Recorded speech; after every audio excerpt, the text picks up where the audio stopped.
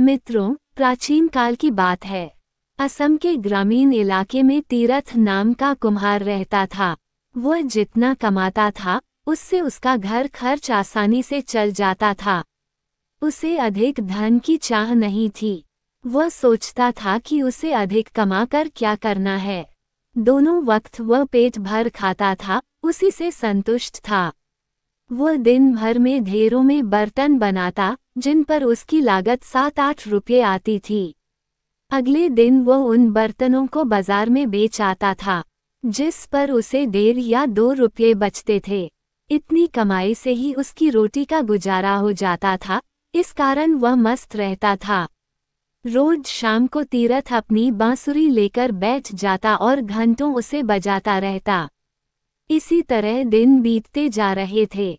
धीरे धीरे एक दिन ऐसा भी आया कि उसका विवाह भी हो गया। उसकी पत्नी का नाम कल्याणी था। कल्याणी एक अत्यंत सुघड़ और सुशील लड़की थी। वह पति के साथ पति के काम में खूब हाथ बटाने लगी। वह घर का काम भी खूब मन लगाकर करती थी। अब तीरथ की कमाई पहले से बढ़ गई। इस कारण 2 लोगों का खर्च आसानी से चल जाता था। तीरथ और कल्याणी के पड़ोसी ये देखकर जलते थे कि वे दोनों इतने खुश कैसे रहते हैं। दोनों दिन भर मिलकर काम करते थे। तीरथ पहले की तरह शाम को बांसुरी बजाता रहता था। कल्याणी घर के भीतर बैठी कुछ गाती गुनगुनाती रहती थी। एक दिन कल्याणी तीरथ से बोली कि तुम जितना भी कमाते हो वह रोज खर्च हो जाता है। हमें अपनी कमाई से कुछ न कुछ बचाना अवश्य चाहिए। इस पर तीरथ बोला, हमें ज्यादा कमाकर क्या करना है। ईश्वर ने हमें इतना कुछ दिया है, मैं इसी से संतुष्ट हूँ।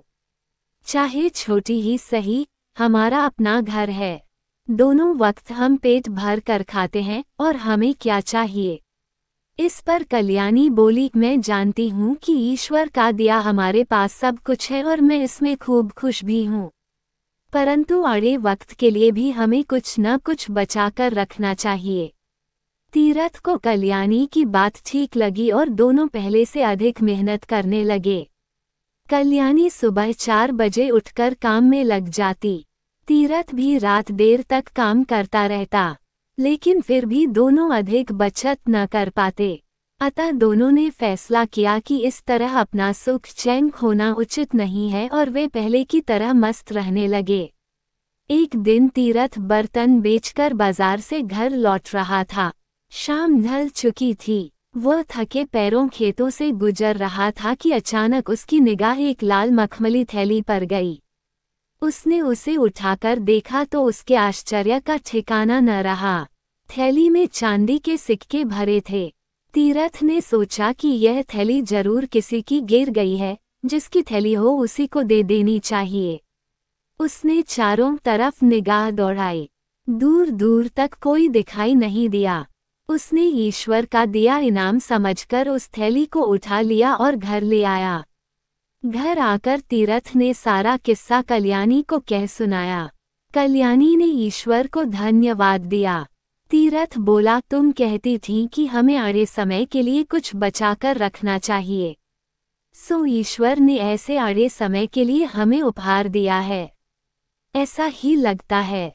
कल्याणी बोली, हमें गिनकर देखना चाहिए कि ये चांदी के रुपये कितने हैं।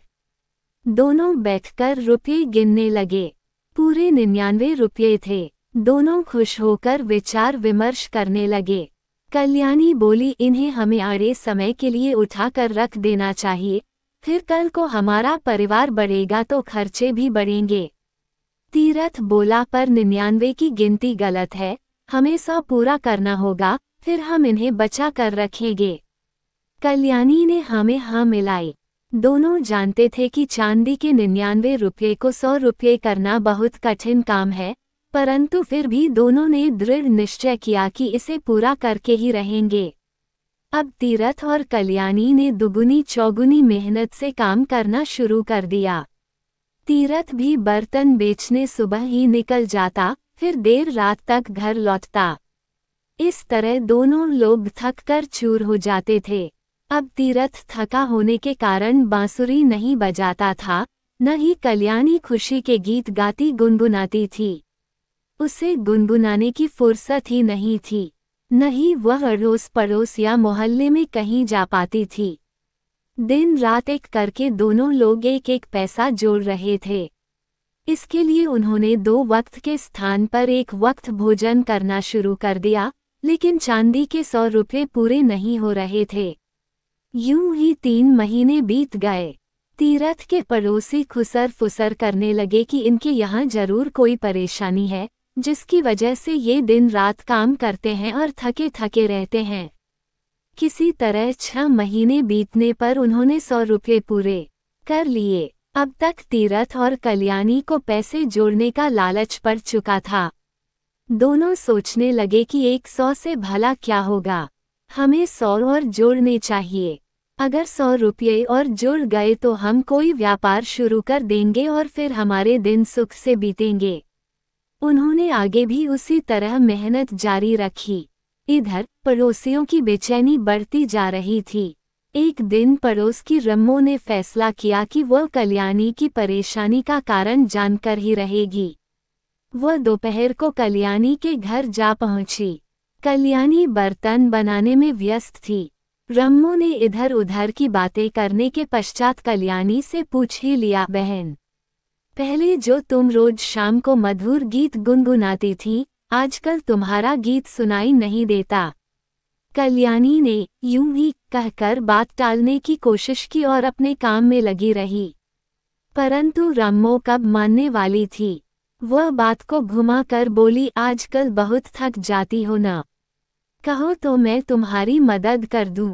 कल्याणी थकी तो थी ही, प्यार भरे शब्द सुनकर पिघल गई और बोली, हाँ बहन, मैं सचमुच बहुत थक जाती हूँ, पर क्या करूँ, हम बड़ी मुश्किल से 100 पूरे कर पाए हैं। क्या मतलब? रम्मो बोली तो कल्याणी ने पूरा किस्सा कह सुनाया। रम्मो बोली, बहन, तुम दोनों तो गजब के चक्कर में पड़ गए हो, तुम्हें इस चक्कर में पड़ना ही नहीं चाहिए था। ये चक्कर आदमी को कहीं का नहीं छोड़ता। कल्याणी ने आश्चर्य व्यक्त करते हुए कहा, तुम किस चक्कर की बात कर रही हो? मैं कुछ समझी नहीं। अरे बहन, 99 का चक्कर, रम्मो ने जवाब दिया और मुस्कुराते हुए अपने घर की ओर चल दी।